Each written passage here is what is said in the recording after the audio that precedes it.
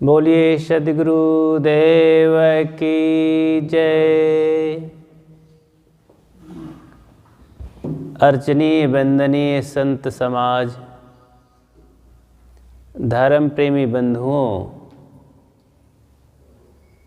श्रद्धा मूर्ति देवियों, अभी कार्यक्रम के शुभारंभ में बहुत सुंदर भजन श्रवण किए, तत्पश्चात कुछ विचार श्रवण कर रहे थे। थोड़ा सा विचार निवेदन है। मनुष्य जब अनजान अवस्था में रहता है तो कोई चीज़ें क्षम्य होती हैं। जब वही जानकार होकर के भी गलती करता है तो अक्षम्य हो जाता है, उसको क्षमा करने लायक नहीं होता है। अनजान अवस्था में भूलें हो जाया करती हैं। जान कर भी भूल हो तो ठीक नहीं है। सद्गुरु कबीर कहते हैं, जान बूझ नर कपट करत है, तेयस मंद न कोई, कहें कबीर ते मूढ़ को भला कविन विधि होई। कबीरी भाषा के कुछ शब्द होते हैं तो कबीर की धारा में चलते हैं, जो न्याय के वचन होते हैं। जैसे जान बूझ नर करे ढिठाई, कूटा जाए मूंज की नाई। रामायण में भी न्याय के बहुत वचन हैं, इसी को ले लो। कर्म प्रधान विश्व रच राखा, जो जस करहि सो तस फल चाखा। ना काहू कोई सुख दुख दाता, निज कृत कर्म भोग सुन भ्राता। ये कबीरी भाषा के शब्द हैं, वचन हैं। तो ये निर्विवाद सत्य हैं, सार्वभौमिक हैं। कहीं भी हो, किसी भी मत पंथ के लोग हो, इसको मानेंगे। तो इसमें कोई झगड़ा नहीं है। न्याय के वचन है, कर्म प्रधान है, जो जैसा करेगा, ये प्रकृति दत्त ये बातें हैं। जैसे प्रकृति में 2 धन 2 बराबर गणित में चलता है, 2 धन 2 बराबर 4, 2 2 5 नहीं होता है, 2 2 10 8 नहीं होता है, 2 2 4 होता है। वैसा ही जैसा करो वैसा भरो, धर्म क्षेत्र में ये नियम है। तो जो जानबूझ करके भी गड़बड़ी करता है वो ठीक नहीं। जैसे एक धोबी के पास गधा था, उसी पर ले जाकर कपड़े लाद कर तालाब में कपड़े धोया करता था, नदी के किनारे ले जाता था, धोता। एक दिन की बात, नदी के किनारे गया कपड़े धोने के लिए, बारिश हो गई थी। वहाँ पर एक टीले में एक पत्थर पाया, चमकता हुआ, उसमें बीच में छेद था। उसे बड़ा अच्छा लगा, उठा लिया, हाथ में लेकर के देखा, बहुत अच्छा लग रहा है। तो उसे फेंका नहीं, बल्कि उसी में एक रस्सी धागा डाल करके अपने गधे को पहना दिया, गले में बांध दिया और कपड़ा धोने लगा।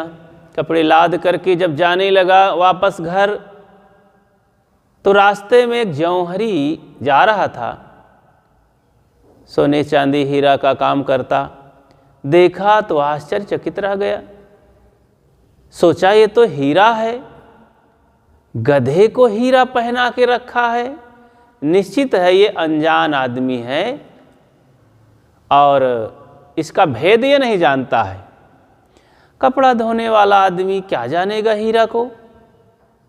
तो ऐसा सोच करके वो जौहरी झुठलाते हुए कहा कि क्यों भैया, अरे ये गधे में जो चमकता हुआ पत्थर है गधे के गले में, इसको क्या हमें दे दो, हम इसका कुछ काम करेंगे। धोबी ने कहा नहीं नहीं, हमारा गधा इससे सुंदर लगता है, हम क्यों इसको दें। कहे नहीं नहीं, मैं तुम्हें 5 रुपया दूंगा। तो 5 रुपया को ज़्यादा वैल्यू नहीं दिया। धोबी ने कहा नहीं नहीं, चमकता है, मेरा गधा सुंदर लगता है, इसको पहनने से मैं नहीं दूंगा इसको। वो जौहरी सोचा कि चलो अभी मैं तो लेके ही मानूंगा।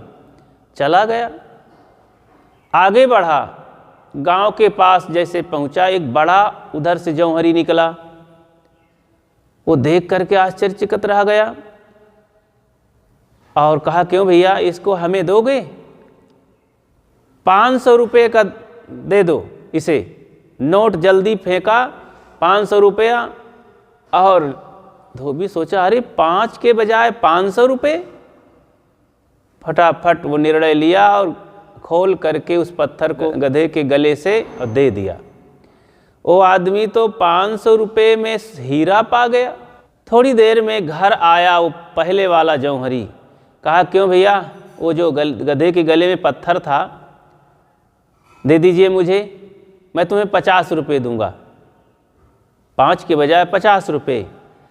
तो धोबी ने कहा पागल हो गए हो, मैं 500 रुपये का बेच लिया हूँ। तब वो चिल्ला करके पहले वाला जौहरी कहता है कि अरे तुम मूर्ख हो, तुम ठगा गए हो, वो हीरा था, अरे वो 5 लाख रुपए का था, तुम तो बहुत ठगा गए हो। धोबी ने डांट करके कहा कि मूर्ख तुम हो, तुम जब जानते थे कि ये हीरा है तो 5 रुपये क्यों कह रहे थे, 50 रुपये अब दे रहे हो।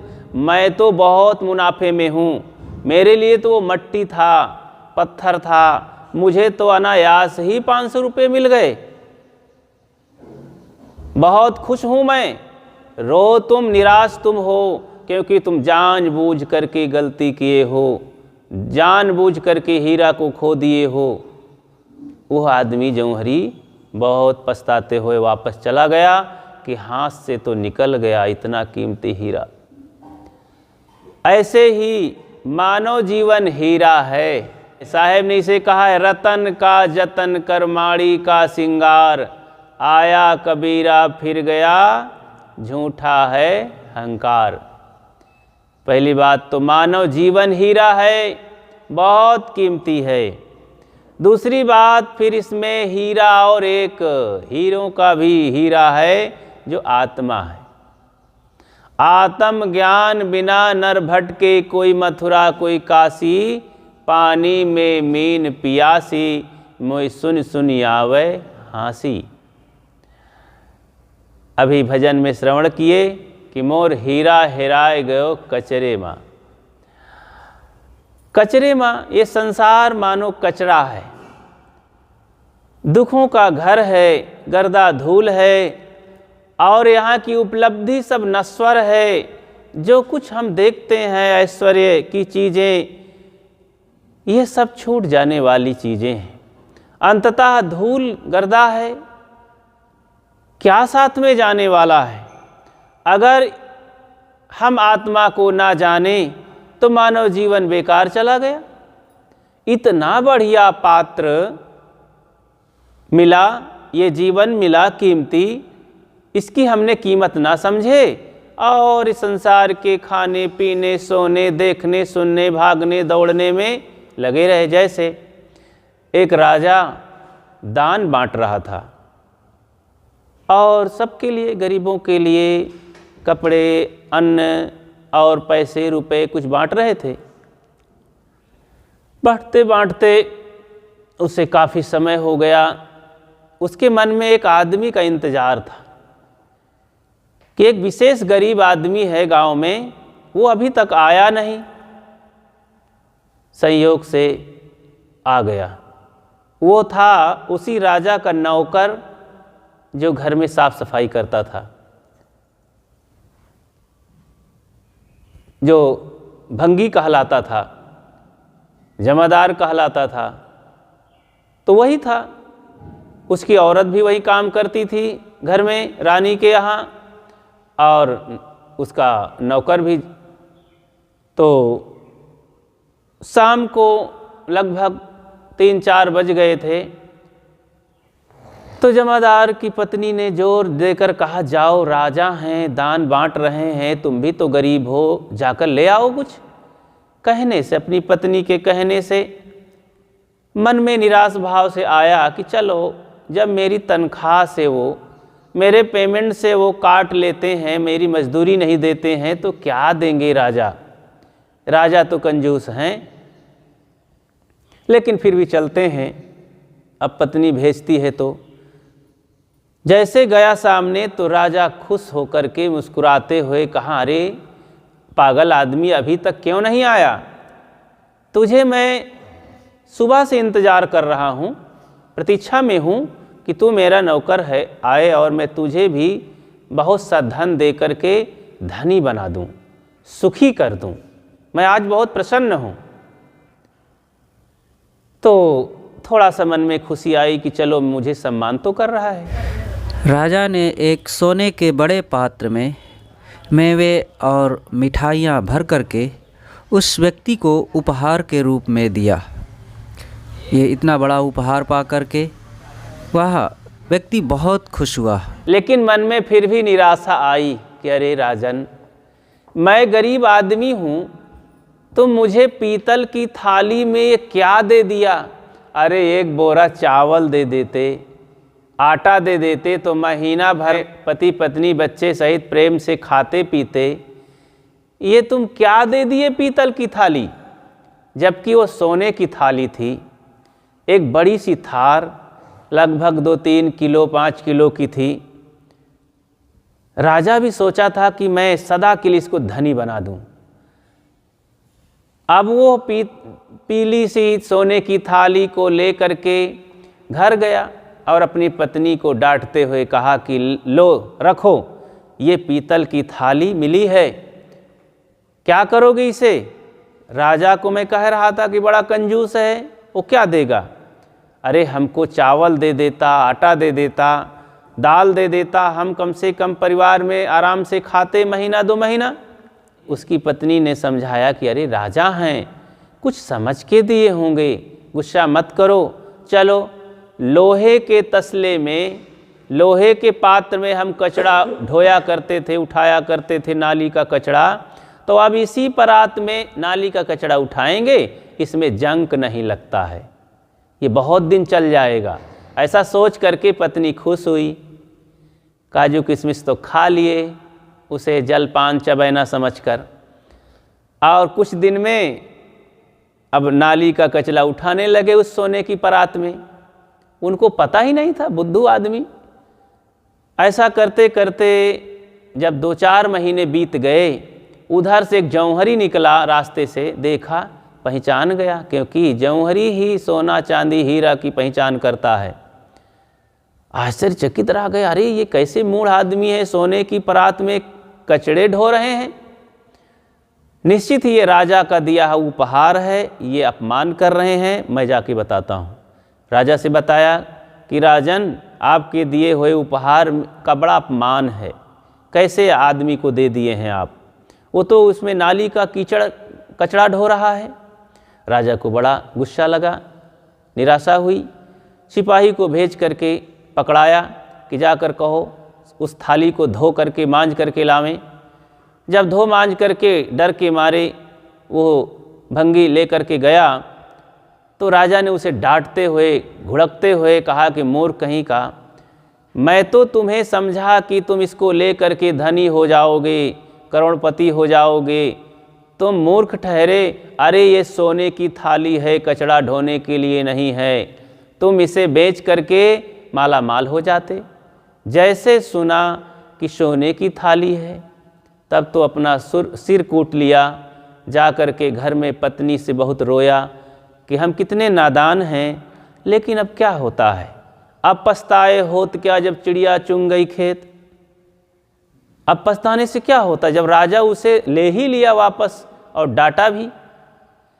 ऐसे ही हमारा ये जीवन मानव तन सोने की परात जैसे है, थार जैसे है, सोने का पात्र है, मतलब कीमती है, ये रत्न है, हीरा है। इसको पा करके हम भक्ति भजन करके जीवन में शांति नहीं पाए तो क्या पाए? शांति नहीं पाए तो क्या पाए? तो पछताना पड़ता है। अंततः थोड़े दिन में मौत आकर के इस शरीर को ले जाती है। फिर हम धोखा कर बैठते हैं कि ओहो, इतना मूल्यवान जीवन चला गया। जवानी चली गई, प्रौढ़ता चली गई, बुढ़ापा भी चला गया। ऐसे पछताते पछताते आदमी चला जाता है। प्रकृति ने रोते हुए बच्चे को जन्माया है। बच्चा जब आता है रोते रोते जन्मता है, तो प्रकृति का खेल है। शिकायत करते करते जवानी चली जाती है और पछताते पछताते आदमी मर जाता है कि हाय, हम कुछ नहीं कर पाए, बेकार जिंदगी चली गई।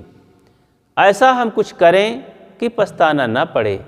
वास्तव में जो जिंदगी की कीमत को लोग समझते हैं, उसका सदुपयोग करते हैं।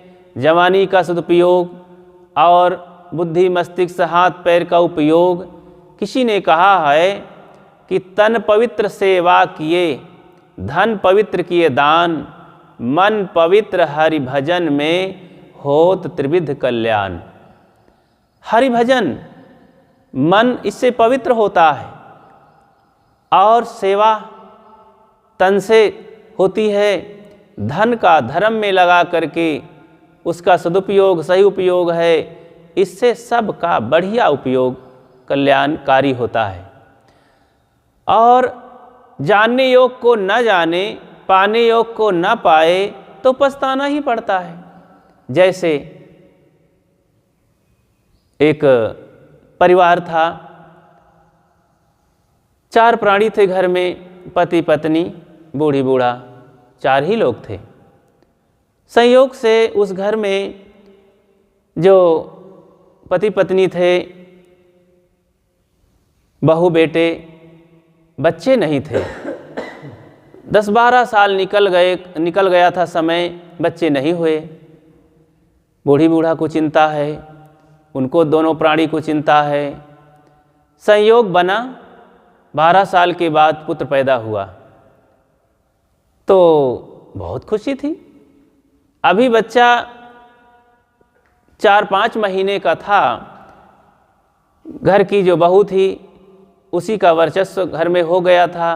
बूढ़ी बूढ़ा बहुत खुश थे कि हमारा वंश चल गया है, और वो खेत की तरफ चले गए थे। बेटा तो परदेश कमा रहा था, बहू घर में थी, छोटा सा बच्चा था। दूसरे मोहल्ले में पानी भरने जाना था। वो जमाना था कुआं और रस्सी बाल्टी का। तो बहू चली गई पानी भरने, बच्चा को मालिश करके आंगन में लिटा दिया था और सो रहा था बच्चा आराम से। इतने में घर में आग लग गई। चारों तरफ से धू धू करके आग जलने लगी। बहू को कुछ पता नहीं। गांव के लोग दौड़े, दरवाज़ा खोद कर बाहर किए, कपड़े लत्ते रजाई सब बाहर किए, घर का गल्ला भी बाहर कर दिए, लेकिन अभी बच्चे को कोई जान नहीं पाए। बहू देखी कि अरे मेरे घर की ओर से ये धुआं निकल रहा है। दौड़ करके आई पानी लेते हुए और देखा कि अरे मेरे ही घर में है। पानी उधर फेंका, चिल्लाई जोर से कि मेरा बच्चा आंगन में सोया था, उसे निकाले हो कि नहीं। लोगों ने कहा बच्चे को तो नहीं निकाले। एक नौजवान तुरंत एक कम्बल ओढ़ करके घुसा। कम्बल भिगा करके पानी में, आग जहाँ लगी हो वहाँ कुछ काम किया जा सकता है। भिगा करके कम्बल ओढ़ा और अंदर घुसा। जल्दी जल्दी किया, लेकिन वहाँ जाकर देखा बच्चा ऐंठ गया था। गर्मी और उस आँच में आग लगी थी चारों तरफ से, और वो भुन गया था, मर चुका था। वो आदमी तुरंत वापस आया, बेहोश हो गया, और फिर होश में आया और बताया कि बच्चा मर चुका है। वो औरत सुन करके अपने बाल को खींचने लगी, धरती में सिर पटकने लगी कि हाय, सामान को बचाया गया, सब कुछ बचाया गया, लेकिन इस सामान के मालिक को तो बचाया ही नहीं गया। गल्ला बाहर किया गया, कपड़े बाहर किए गए, पलंग बाहर किए गए, फर्नीचर सब निकाल दिए गए, घर के सामान को बचाया गया, लेकिन घर के मालिक को तो बचाया ही नहीं गया। ऐसे ही ये संसार का सामान है, ये शरीर एक सामान है, घर द्वार सामान है, खेती बाड़ी सामान है, पैसा कौड़ी धन सामान है। इन सामान की सुरक्षा में हमने अपने आप को भुला दिया, इसलिए ज़िंदगी की हार हो जाती है। इस पर विजय पाने के लिए हम अपने आप को पाएं। अरे घर का सामान जल गया होता और वो बच्चा बच जाता तो उस बहू के लिए तो सब कुछ था, थोड़े दिन में तो रुपया पैसा भी आ जाता, घर द्वार भी बन जाता, सब कुछ हो जाता। सामान न बचता तो क्या हर्जा, लेकिन सामान बच गया, वो बच्चा जल गया, जो घर का मालिक था, भावी समय में वो मालिक होता, वही उस घर में रहता, सजाता। सजाने वाला जो घर का शोभा था, घर की जान थी, वो तो निकल गई। शरीर बचा रहे और जान निकल जाए तो शरीर किस काम का है? कौन उसे रख करके घर में रखेगा? अरे उसे तुरंत लोग गड़ंत फुकंत लुटंत हो जाता है। ऐसे ही हमने जीवन भर आत्मधन नहीं कमाए, आत्मा की पहचान नहीं किए, मन इंद्रियों को पर विजय नहीं प्राप्त किए, संतोष नहीं पाए, हाय हत्या में लगे रहे और भागते रहे। एक दिन चल दिए, वो धन तो छिन्न भिन्न हो जाएगा, उसे लोग लूट लेंगे, इधर उधर से सब ले लेंगे, हमारे उपयोग में नहीं आएगा। हम जीवन भर उसका ध्यान नहीं दिए, न शरीर का, न धन का, न तन का, न मन का सदुपयोग नहीं किए। इसका सदुपयोग है भजन में लगाना, हरि भजन करना। हरि भजन का फल है शांति प्राप्ति। अच्छा, आत्मधन मिल गया तो और क्या ज़रूरत है? आत्मा के ध्यान चिंतन में मन इंद्रियों को जीत करके जीवन की सफलता जो चाहते हैं, जिनके अंदर मुमुक्षा है, जिज्ञासा है, ऐसी जिज्ञासा लेकर के बाहर के सारे वैभव को त्याग करके जब साधना करते हैं, भजन करते हैं, तब वो शांति देवी को पाते हैं और उसको पा करके सदा के लिए शाश्वत शांति सुख पाते हैं। उनको और कुछ नहीं चाहिए, सब कुछ उसे मिल गया। माना है कि दुनिया के सभी साज जाना है, अपने आप को न जाना तो खाक जाने हैं। अपने आप को न जाने तो कुछ नहीं पाए, इसलिए अपने आप को पाने की बहुत बड़ी ज़रूरत है। हर गृहस्थ विरक्त को अपने आप को जानना चाहिए। मैं कौन हूँ? ये दुनिया का, ब्रह्मांड का सबसे बड़ा प्रश्न है, मैं कौन हूँ? इसी को जब दार्शनिक डेकार्ड ने कहा कि I think therefore I am, मैं सोचता हूँ, सोचने वाला भीतर है कोई और इसलिए मैं हूँ, इसलिए सिद्ध होता है कि अगर ये सोचने वाला ना होता, संदेह करने वाला ना होता, तो संदेह कर कर के ही तो सारे देवी देवता ईश्वर परमात्मा की खोज हुई है। संदेह करके ही तो तमाम अणु परमाणु बमों की खोज हुई है और दुनिया के तमाम जो वैज्ञानिक आविष्कार हैं, आध्यात्मिक आविष्कार है, सोच सोच करके, विचार विचार करके ही तो इसको पाया गया, खोजा गया, निर्मित किया गया, आविष्कार किया गया है। बड़े बड़े ऋषि मुनि खोज खोज करके ही, देखो कपिल मुनि रहे जिन्होंने सांख्य दर्शन के निर्माता थे, आदि पुरुष। शुरू से उनकी परंपरा में बहुत से संत हुए, जहाँ से योग पद्धति चली, तो सांख्य के निर्माता प्रकृति और पुरुष दो चीज़ों को बताए हैं। प्रकृति पुरुष, दो से बढ़कर क्या है? उसी को सद्गुरु कबीर सरल भाषा में जड़ और चेतन कहते हैं। तो ये संसार में बहुत सारी चीज़ें जड़ हैं और जितने जीव हैं शरीरधारी, इसमें चेतना रहती है। ये जीव हैं, तो जीव और जड़, जड़ में चार भाग है, मिट्टी, पानी, आग, हवा। पूरी प्रकृति है, जड़ है, प्रकृति है, और चेतन भिन्न भिन्न हैं, अलग अलग हैं, अपने अपने कर्मानुसार शरीर धरते बदलते हैं और कर्मों को नाश करके सदा के लिए दुखों से छुट्टी पाते हैं। उसे मुक्ति कहते हैं।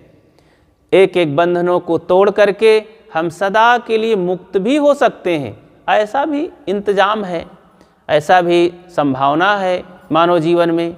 तो मानव जीवन बहुत महान जीवन है, ये हीरा है। और किससे उपमा दिया जाए, क्योंकि इस धरती पर लगता है हीरा बहुत कीमती है। हीरा से बढ़कर के क्या कीमती होगा।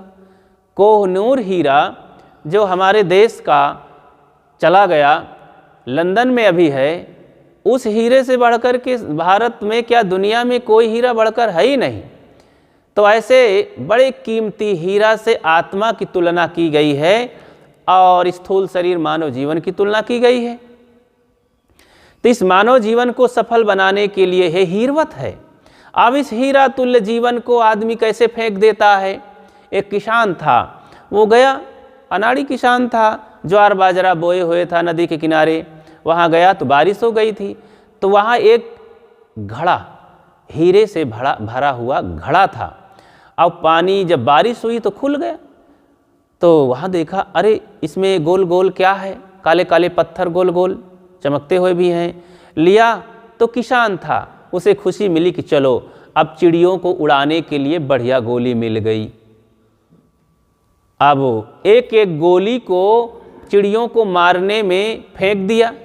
वहीं नदी थी, उसी नदी में सब हीरा फेंकता गया। एक हीरा साथ में लेकर के घर चला गया, गोली थी। तो सोचा बहुत अच्छा लग रहा है, चमक रहा है, इसको रख दो। कुछ दिन में गरीबी आई। उसकी पत्नी ने कहा कि अरे कुछ खाने को नहीं है, कुछ कमाओगे। अरे कहीं कहाँ जाऊँ कमाऊँ, तू भी कुछ कमा ले, मजदूरी कर ले, बच्चों को पाल, मैं तो थक गया। अब औरत थी, क्या करे, बच्चों का मोह था, उसकी ममता थी। तो हीरे की वो गोली, सोचा कि ये गोली चमकती है और पैसा 2 पैसा की बिक जाएगी, तो बच्चे को कम से कम आज रोटी तो हो जाएगी। दिया कि ले जाकर इसको बनिया के यहाँ, सेठ के यहाँ बेच लाओ। गया, बोला सेठ जी इसको ले लो, खाने के लिए बच्चों को नहीं है, कुछ दे दो।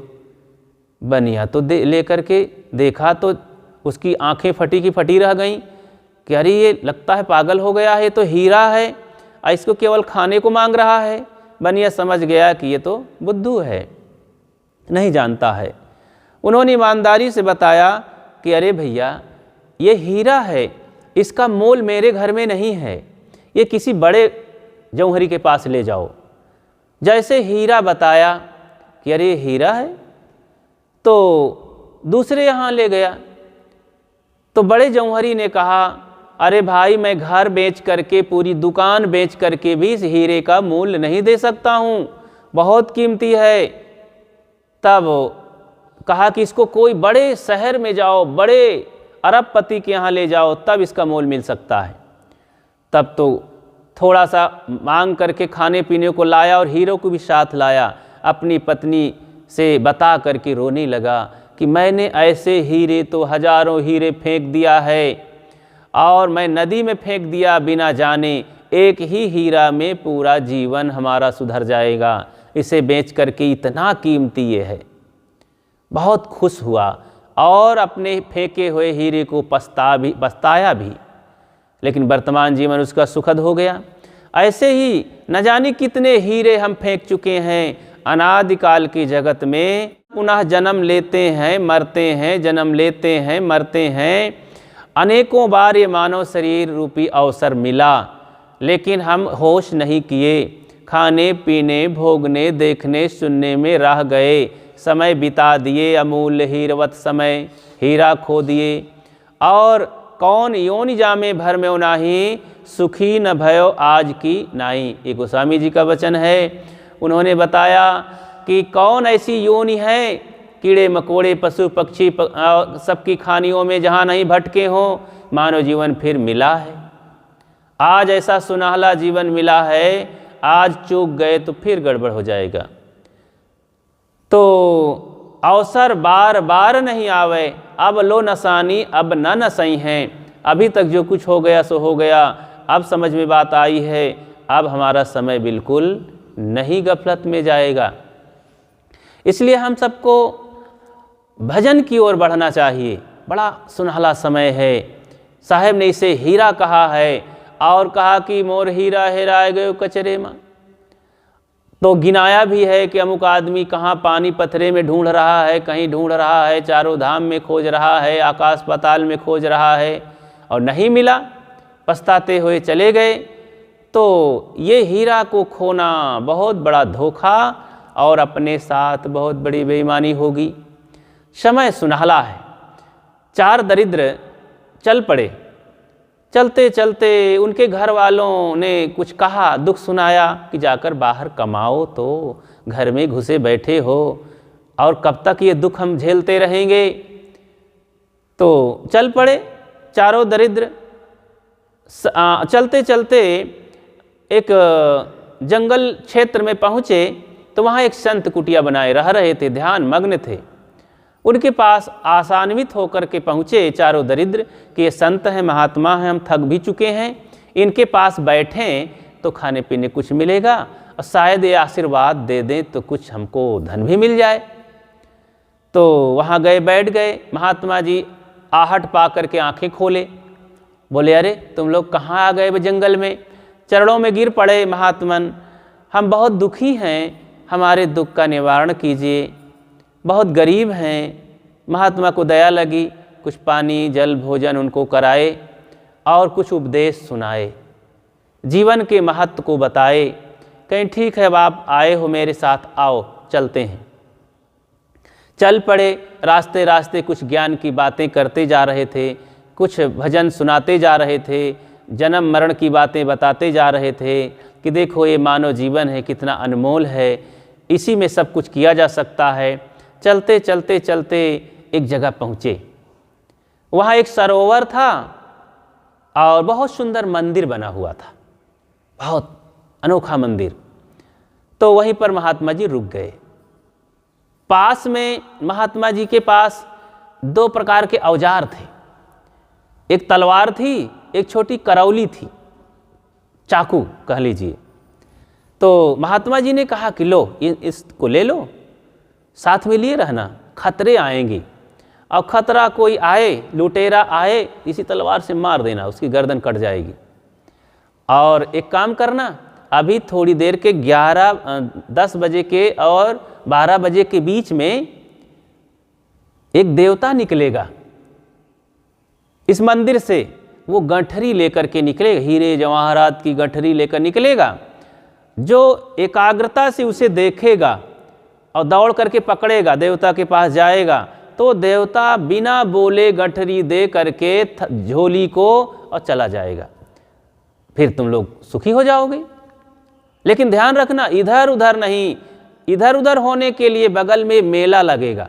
सरोवर है, सरोवर के किनारे एक बहुत गजब का मेला लगेगा।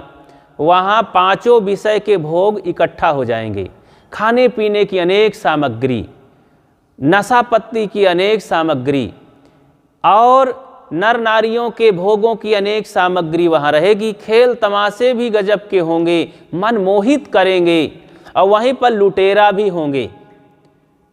सावधान रहना, उधर मन मोहित मत करना, नहीं लूटे जाओगे, मारे जाओगे और फिर तुम्हारा जीवन बेकार हो जाएगा। सावधान भी किए, औजार भी दिए, सारी युक्ति भी बता दिए। महात्मा जी कहे कि अब मैं जा रहा हूँ, तुम लोग अपने बलबूते रहना, मैं भजन छोड़ के आया हूँ। चले गए वापस। तो अब चारों में से 1 घंटा, अब समय तो 2-3 घंटा का समय था। अब 10 बजे से 12 बजे के बीच में 2 ही घंटा समय था। 2 घंटा के अंदर ही देवता कभी भी आ सकता था। तो 1 घंटा बीते। अब उधर जब बाजा बजे ढोल मृदंग के, तो 2 लोगों से रहा न गया। सोचा कि वाह, उधर से आवाज़ आ रही है, कान में जा रही है, रहा नहीं जा रहा है। जैसे जब डीजे बजता है तो लड़का लड़कियों से रहा नहीं जाता तो डांस किया करते हैं। कितना भी माता पिता रोकें, थिरकने लगते हैं, रहा ही नहीं जाता है। तो ऐसे ही उन दोनों चारों में से दो से रहा नहीं गया कि इतना सुगंधी आ रही है, नाक फट रहे हैं कि अब चाहिए, जीभ में पानी आ रहा है, चलें कुछ खा लें। और बाजे भी बज रहे हैं, कान से आवाज़ सुंदर सुंदर मधुर मधुर जा रही है। अरे चलें देख लें ज़िंदगी में क्या है, खा पी देख लें, और क्या यहाँ कौन साथ में ले जाएगा। कितने लोग कहते हैं ना कि भैया देख ले, खा ले, घूम ले, फिर क्या है ज़िंदगी में। तो जौन मन होता है, कहते हैं कि सब प्रकृति ने, भगवान ने सब खाने के लिए ही बनाया है, भोगने के लिए ही बनाया है। तो लोग जैसे तैसे मांस, मदिरा, बीड़ी, सिगरेट, गांजा, धतूर सब खाते जाते हैं, गंदा संदा सब खाते जाते हैं। तो क्योंकि भगवान ने सब बना दिया है, सब मनुष्य के लिए बनाया है, सब खा लो। तो ऐसी नादानी में कुछ नहीं विचार करते। तो दो तो चले गए मेले में। अब मेले में उनकी जो गति हुई, तो वहाँ पर खाए पिए, नशा पत्ती भी किए, मांस मदिरा भी किए, क्योंकि लुभा रहे थे। और लुभाते लुभाते फिर अनेक प्रकार के गंदे नरनारी थे, उनको पकड़ लिए, फिर उनका खून चूसे और गदहा बना करके, बोझा लाद करके पीछे से डंडों से मारते, सारी दुर्गत के अंत में मार डाले, चले गए, बेकार हो गए उस मेले में। अब दो बचे थे यहाँ। अब वो दोनों में से दो अंतर था, दो बातें थी, दो मस्तिष्क था। एक तो बड़ी एकाग्रता से देख रहा था कि देवता कभी भी आ सकता है। दूसरा था तो मंदिर की नक्काशी में परेशान था। ओहो, इतना सुंदर मंदिर किसने बनाया है, कौन बनाया है, इतना गजब का मंदिर। उसी को देखने में बेभान हो गया, भूल गया। और देवता निकला गठरी लेकर के, माल की गठरी। सामने आते ही जो एकदम सावधान था, वो तो दौड़ करके गठरी पकड़ा। देवता मुस्कुराया और देके गठरी वापस लौटा। दूसरा भी देखा कि अरे देवता आया और चला जा रहा है, दौड़ा पकड़ने के लिए। पीछे वो गंजा था, बाल ही नहीं था। आगे देखता है कि आगे बाल लटक रहे हैं बड़े बड़े, तो पहचान में नहीं आ रहा ये देवता कैसा है। बहुत चिल्लाया, रुको रुको रुको। हाथ बढ़ाया पकड़ने के लिए, और सिर तक गया, हाथ फिसल फिसल गया, क्योंकि बाल होता तो पकड़ लेता। देवता मंदिर में प्रवेश कर गया। दूसरा वाला हाथ मल के रह गया, चिल्लाया मैं तो मर गया, दरिद्र का दरिद्र रहा। और जो पहला सावधान था, वो धन की गठरी पा करके सदा के लिए सुखी हो गया, आनंद कंद जीवन बिताने लगा। इस कहानी का सार यही है कि संसार ये एक मेला है। यहाँ कुछ जो अज्ञानी दशा में दरिद्र लोग हैं, वो चाहते हैं, उसके लिए संत गुरुजन बताते हैं। एक सरोवर के किनारे शांति सरोवर है, संतों का सत्संग एक सरोवर है, वहाँ ले जाते हैं, मानव जीवन की कीमत बताते हैं। ये मानव जीवन एक मंदिर है, इस मंदिर से एक समय रूपी देवता निकलता है। जवानी आती है, समय आता है। उस समय अगर उस 2 घंटे के बीच में हम समय नहीं निकाले, एकाग्रता से ध्यान चिंतन नहीं किए, मेला देखने में पड़ गए, संसार के चमक दमक में पड़ गए, तो समय निकल जाता है। वो जवानी समय रूपी देवता आता है और चला जाता। देखो बचपना चला गया, जवानी लोगों की चली जा रही है। काले बाल वालों का जीवन फिर पके बाल वालों में बदल जाता है। ऐसे सिकन आ जाती है शरीर में, दांत उखड़ जाते हैं, कान से कम सुनाई देता है, आंखें धंस जाती हैं। सब बदलते बदलते एक दिन दुनिया से आदमी चला जाता है। तो समय रहते रहते समय रूपी देवता से हम मांग लें, उसको एकाग्रता से देखें, महत्वपूर्ण समय को पकड़ लें, उसी समय हमें खजाना मिल जाएगा। खजाना क्या है? वही आत्मज्ञान रूपी हीरा, संतोष रूपी हीरा, जिसके लिए सद्गुरु कबीर ने कहा है, गोधन गज धन बाज धन और रतन धन खान, जब आवे संतोष धन सब धन धूर समान। जब संतोष धन आ जाता है, उस धन के बराबर कोई धन नहीं होता है, वो महासुखी हो जाता है। एक जमींदार आदमी था, बूढ़ा हो चला, अपने बच्चे को, राजकुमार को और सारी जिम्मेदारी दे करके ख़त्म हो गया। राजकुमार घोड़े पर बैठा खेत की तरफ अपनी जमींदारी देखने गया, तो बहुत 4 किलोमीटर खेत फैला हुआ था ज़मीन। तो वहाँ पर एक झोंपड़ी बनी हुई थी। देखा कि झोंपड़ी में कौन रहता है। घोड़े की सवारी करके घूम रहा था। देखा कि एक बूढ़ा बैठा हुआ है। अब ये लगभग 80 साल का बूढ़ा था। तो बड़ी सी मोटी रोटी बना करके, गरीब आदमी था, बूढ़ा नौकर था, वहीं खेत में रखवाली करता था जमींदार के खेत में। तो नौकर ही था, अपनी नौकरानी के हिसाब से, नौकरी के हिसाब से रहता, गरीब था। एक मोटी सी रोटी बना करके उसमें नमक और मिर्चा रख करके और थाली में रख करके अपने प्रभु का इबादत कर रहा था, प्रार्थना कर रहा था। मुख से आवाज़ निकल रही थी, आंख मूंद करके, हे प्रभु, आपने सब कुछ दिया, मुझे कोई कमी नहीं है, मैं महान सुखी हूँ। वाह प्रभु, धन्यवाद है आपको, धन्यवाद है। ऐसा कह करके आंखें खोला और रोटी का टुकड़ा तोड़ करके मुख में डालने ही वाला था कि राजकुमार देख करके हंस पड़ा कि अरे तुम दरिद्रों, क्या जानो, हलवा पूड़ी माल बड़ाई रबड़ी को क्या जानो, इसी सूखी रोटी में कह रहे हो कि भगवान ने हमें सब कुछ दिया, सब कुछ दिया, कोई कमी नहीं है। तुम लोग क्या जानो बढ़िया बढ़िया पकवान, भजिया रबड़ी।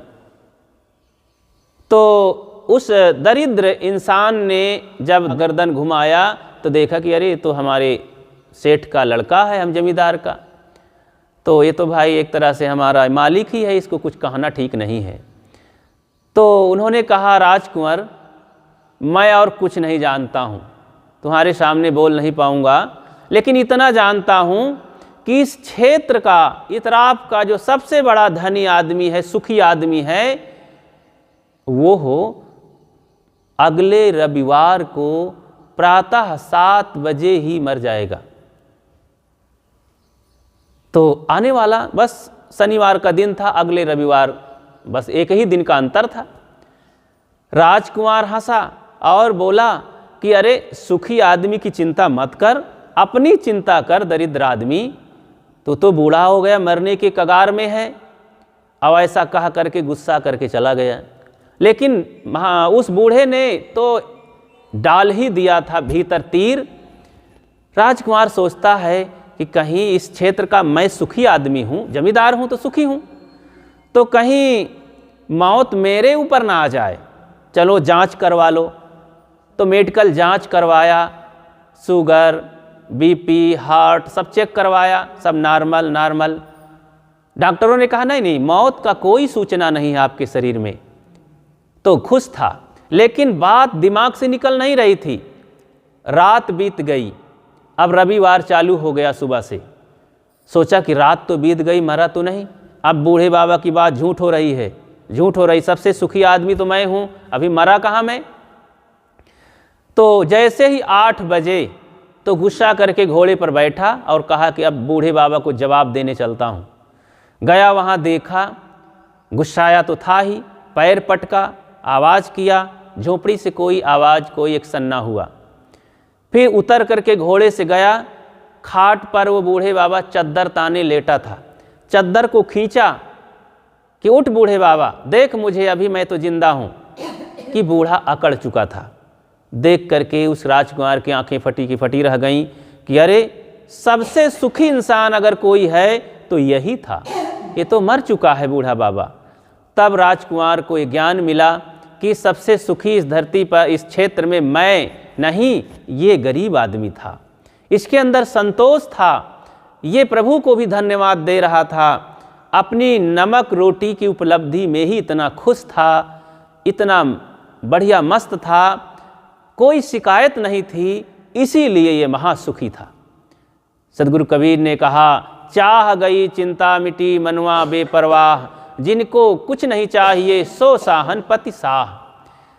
इच्छाएं, कामनाएं, चाहनाएं जब भस्म हो जाती हैं जीवन से, तो जीवन का साम्राज्य सुख राज्य होता है। इसीलिए तमाम इच्छाओं के चक्कर में ना पड़ करके हम काम करें, कर्तव्य करें, संतुष्ट रहें, प्रेम से रहें, घर गृहस्थी को स्वर्ग बना के रहें।